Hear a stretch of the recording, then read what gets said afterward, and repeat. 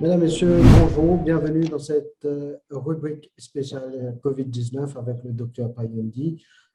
Aujourd'hui, nous ne sommes pas capables d'empêcher nous par cause de la sécurité des enfants et des parents aussi. Hier soir, nous finissons apprendre qu'il finit une surveillante à l'école Philippe Rivalan à Boubassa qui a été testé positif au COVID-19 et de ce fait, un élève et ses parents finissent admis en quarantaine. Le ministère de la Santé, il fait nous comprendre qu'il invigilait une garde de distanciation physique, il impose ce masque tout le long de l'épreuve, ensemble avec l'élève. L'élève est admis en quarantaine et il fait ce test PCR. À ce jour, maintenant, à cette heure-ci, nous ne pouvons pas encore connaître si l'élève est positif ou pas. Dans ce cas de figure-là, docteur Payandi, est-ce qu'il ne peut pas penser que tu peux plus wise avec les examens du PSA? Bonjour Ali, bonjour chers téléspectateurs. Normalement, une fille comprend qu'il y a une leçon là. Parce que l'individualité, apparemment, typiquement, pas senti bien, il n'est pas typiquement envie à le travail, apparemment, pose une condition qui est bien aller. Le problème maintenant, quand on dit une distanciation physique, ou pas une supervision, pas une caméra, d'accord? Ou quand on dit, on fait une distanciation physique, fait, comment dire, un stylo, un enfant tombé, un coup. Donc, ou une distanciation physique, on ramasse ça ou donner. Donc, les transmissions se font comment? Donc, c'est pourquoi me penser les ridicule de dire qu'il y avait quelqu'un positif dans une salle et donc, ces enfants-là, donc, passent l'examen, nous le mettons en quarantaine. D'accord, ça c'est un bon truc. Mais le problème maintenant, il posait un double problème. Est-ce qu'il nous fait une faille dans le système quand nous provoque un contact avec un enfant et nous mettons ce parent en quarantaine? Est-ce que parent-là, juridiquement, il y a un droit là? Parce que là, c'est-à-dire, nous cause du mal à l'autrui, parce qu'il n'est plus le Covid simple dans la rue qui n'a pas fait distanciation. Et donc, c'est un problème juridique aussi qui est posé. Et moi, mon tout, ben, poursuivre pour ce là en France. Donc, des enfants qui ne contaminaient dans l'école, les parents ont porté plainte parce qu'il y avait des enfants qui étaient positifs que l'école n'avait pas de signalé. Et là, nous vîmes même ça fait un peu parce que là, c'était quelqu'un qui avait des symptômes. Et donc, s'il signalait qu'il y avait un symptôme, donc les symptomatiques, en plus, ça veut dire, il n'est plus asymptomatique. Donc, il n'est pas qu'à dire, pas de connaissance, il n'a le faire ceci, donc il y a un peu en connaissance. Maintenant, le test est positif. Maintenant, le problème paraît là. Ça en fait 14 jours au restreindre sa mobilité, qui n'arrive sur l'examen, bien arrêté, vous pensez? Et donc, Non, vous imposez. l'élève en question, les autorités ils prennent toutes les mesures possibles pour qu'il soit capable de continuer faire ce bon examen. Donc, bon papier d'examen pour venir dans ce centre de quarantaine et il continue faire ce examen. D'accord. Allez, il me pose une petite question. Si vos enfants, vous entendez dire, vos enfants sont en contact avec un seul positif, c'est simple ça. Le raisonnement, pas faut gérer au niveau politique, c'est déjà gérer au point de vue humain. Vos enfants, ils sont positifs, ou gagnent pour quarantaine et petit. Vous connaissez où il y a une grosse chance qu'il est capable, il attrape ça ou pas connaître comment c'est ça. Fait que, comment vous vous sentez pour vos enfants passer l'examen et dans quelles conditions l'état mental ces enfants-là préparés? Donc, les ridicules. N'importe qui ministre qui donne ça, tu peux faire le aussi. Donc les opérations mental correct. Donc, je pense nous besoin considérer les enfants pareil comme nos enfants et comprendre qu'ils craignent en derrière. Parce qu'un enfant, ce n'est pas une machine, hein?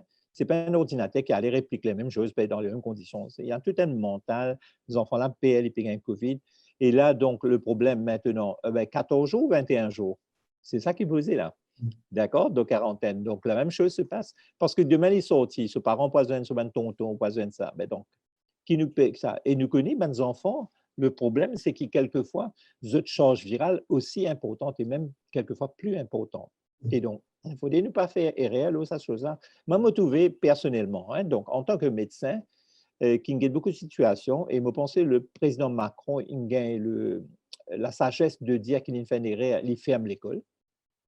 Et donc, ça prouve qu'il y a un pays très avancé, mais pas quoi nous plus avancé qu'il est. C'est par rapport à une étude scientifique qu'il fait qu'il a décidé de fermer l'école et tout l'examen passe en Zoom ou quoi, comment les autres faire.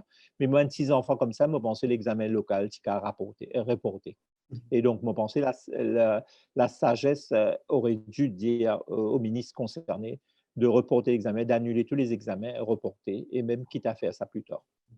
Et selon nos bonnes informations, l'enfant en question, c'est un enfant special needs, la salle de classe finit désinfectée et finit fermée. Mais malgré ça, il y en a dans les autres classes, les élèves peuvent continuer à prendre un examen. Et ce matin, nous finissons trouver qu'il y a beaucoup de parents qui sont un petit peu indignés devant cette situation-là. En tant que médecin, en tant que professionnel de santé, qui a une mesure à suivre, qui a un protocole que vous avez en place après la détection d'un cas positif dans une école? Donc, le cas positif dans une école, donc souvent, il pose un problème parce qu'il nous connaît transmission, c'est souvent dans classe-classe. Ce n'est pas de classe à les autres classes. Deuxièmement, la plus grande transmission, c'est souvent dans la famille. Donc, les enfants amènent ça à la case. Donc, ça m'a l'étude qui nous montrait nous. Maintenant, il y a beaucoup d'études qui nous peuvent faire et donc, moi, pensais le gouvernement en question financer un recul pour capable dire, nous capables de continuer l'examen dans une condition comme ça, parce que déjà, la personne qui avait rapporté comme négatif, donc le premier test était positif, le deuxième test est venu et avait des symptômes. Imaginez si il y a un immune qui est négatif le 7e jour, qui peut faire un vigilateur, et le 14e jour, elle commence à avoir des symptômes. Donc, pas veut dire qu'il n'est pas déjà infecté, qu'il a transmis l'infection. Et moi, je pensais dans ça, c'était climat comme si de doute. Actuellement, d'ailleurs, ce que Dr. Kajan fait des affaires, c'est pas qui me pense, me penser un bon regional and public health, dans le sens qu'il dit à Cohensus N.7, ou pas qu'à ouvert 300 000, 375 000 ou quoi, pour travail. C'est-à-dire, ou puis à l'encontre des études scientifiques. Et donc, là, ben, parents-là, ils normalement, ils ont pointé, et tout parents pour comme ça. Et moi, je pensais, premièrement, tu disais, annule ça, désinfecter la salle, faire tout ça, ben, invigilator là, personnellement, moi, je peux dire, donc, ils utilisaient faire ce test bien avant. Et connaît d'ailleurs des sortes d'une région Highland, mais quand il y a une zone rouge, ça, à l'époque. Ouais, et donc, pas prendre un invigilator de sa région-là en premier. Donc, il déjà le ban de sélection, tu viens faire. Et me penser, pour moi, c'est beaucoup plus simple d'envoyer l'examen là. Pas de avance, non. Une des arts, envoyer l'examen en 2020. Et donc, partout dans le monde, l'examen de renvoyer, ce n'est pas une nécessité, pas comme un diagnostic composer un examen fixe comme un HSI ou SI, que nous avons une difficulté pour envoyer. Là, c'est un examen local. Moi, pas de comprendre qui critères. Moi, je tiens envie de vendre. Si moi, j'ai un parent, moi, je peux dire au gouvernement sur quels critères basés pour pas renvoyer ça à l'examen. Et je pense qu'il n'y a aucun critère scientifique dedans. C'est ça qui est bien joué en premier. Et la sécurité des enfants. On finit dire qu'il finit à 300 000 watts qui finit de delivered. Juste pour rectifier, à l'heure actuelle, il y en a 513 843 watts qui finissent déjà délivrés à la population. Une dernière question peut-être par rapport au décès qui finit là ce matin. Il s'agit d'un patient dialysé qui finit décédé ce matin suite qu'il ait fait contacter le coronavirus. Et il a deux petits points. Vous revenez sur le premier point qui est dire, donc c'était le nombre de WAP, d'accord?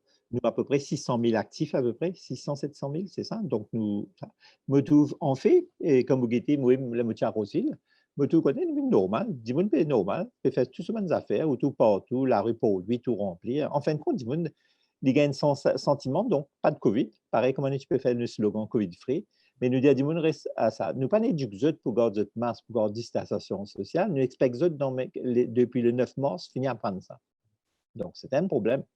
Ça, c'est juste une parenthèse. Deuxièmement, nous que ça se dialyse. Le dialyse, me dit où?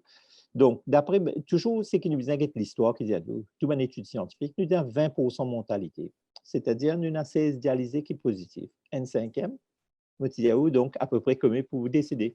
Et donc, sauf nous pouvons avec nous et de la population, qui me peut dire, donc en disant que la maladie, ce n'est pas du Covid, c'est du dialyse ou quoi.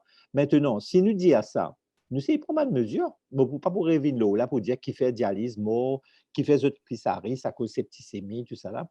Mais je peux dire une deuxième affaire. Nous avons un système de dialyse, côté de une chaise de dialyse qui fait à domicile. D'accord? Et donc, nous sommes capables de faire une équipe, parce qu'on a beaucoup de dialysés, donc, qui nous connaît, qui, pour ça, nous finissons tester tous nos dialysés, déjà en test et provide certains critères que nous trouvons, par exemple, l'hôpital Victor Souillac qui a un problème de dialyse.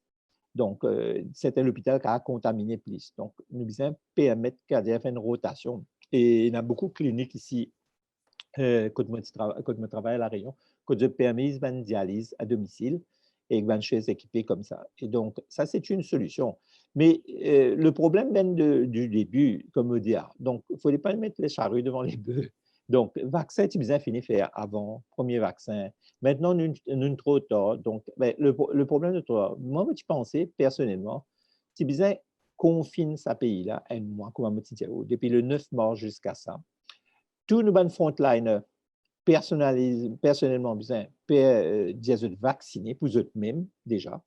Ensuite, donc, nous prenons plus beaucoup de protection. Mais tout le frontliner bien à risque à Maurice. Et c'est incroyable qu'ils nous laissent maintenant le frontliner tomber N pour N par contre en 2020, c'est bien du bout de nous. Et ça, c'est dommage. Hein? Donc, il peine un respect de cette part. Et donc, je pense que tout le frontliner, tu besoin bien prendre précaution. Et donc, il y a tout équipement PPE tout le temps, me dire. Tout le monde qui peut faire dialyse maximum. Je connais les PSES, mais besoin d'un seul équipement et un équipement. Et permettre de dialyser, faire dans des conditions correctes, parce que pas pour une gens qui l'arrivent, pas pour une bonne affaires non. Et donc, c'est ça bonne personne. Deuxièmement, connu tu causes ban cancéreux aussi, on rappelle. Ouais. Donc, ban cancéreux, donc, comment nous dire, c'est ban gens qui est à risque. Et donc, je mérite très l'attention. Moi, je me dis, le problème d'une mal à coller à Maurice. Donc, nous commençons par en bas. Maintenant, si nous choisissons un vecteur économique, donc c'est facile, donc nous avons le point de vue économique. Bien sûr, c'est bon. Mais le problème, bien calculé aussi, c'est nos aînés qui nous font nous vivre là. Et donc, vous pensez, le duty de tout le monde, get ce aîné. Et le problème de nos aînés reste souvent la case avec nous. Nous ne pas qu'à en faire pour gagner de l'âge, population suicidaire ou dépressif. D'accord? Après, nous pouvons être les Xanax toute la vie. Merci beaucoup, Dr. Payendi. Et merci, Ali. Merci. Au revoir.